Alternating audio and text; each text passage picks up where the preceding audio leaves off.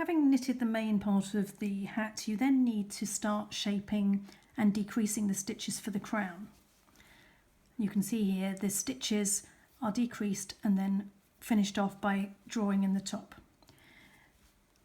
When working on a circular needle, the only way you can do the decreasing is either by continuing on a circular needle and using the magic loop technique, or transferring your stitches from the circular needle to double pointed needles like this one.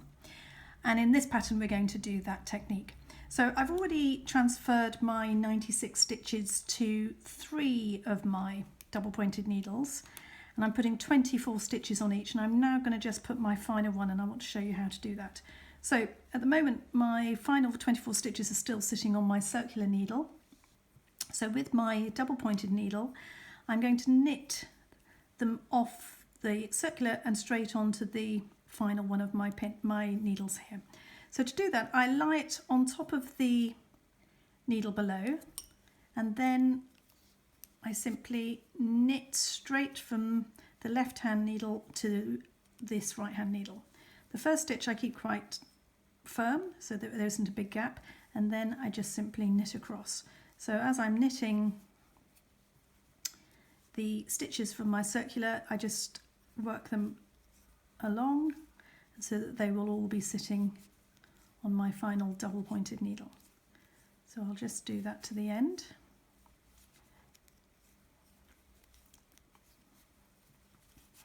Just feeding final stitches.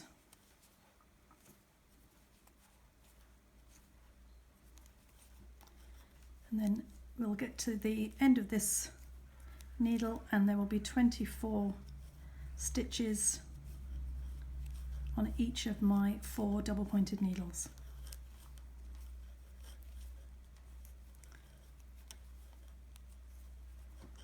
So that's all of them knitted off, and so I've now finished with my circular needle, and now I'm ready to work the shaping of the crown just using my double pointed needles and my 5th needle, which we use for knitting onto them.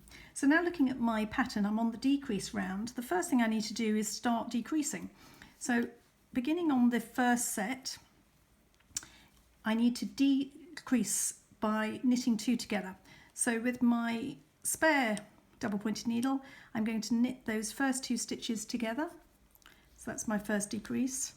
Again, keeping the first stitch quite neat and quite firm. Then I can knit across, and I need to knit all the way across until I get to the last 2 stitches on this needle to do the second decrease.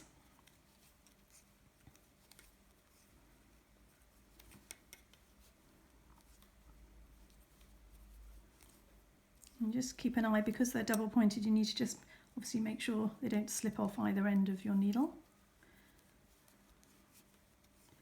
So coming up to the last few, and at the end of this decrease, instead of knitting 2 together in the front loop, as the pattern tells me, I need to knit 2 together in the back of the 2 stitches.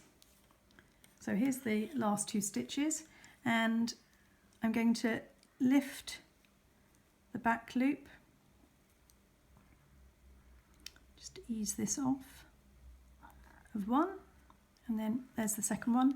So I can now knit those 2 together through the back loop, and that's my second decrease. So I've done a decrease on both ends of that first needle.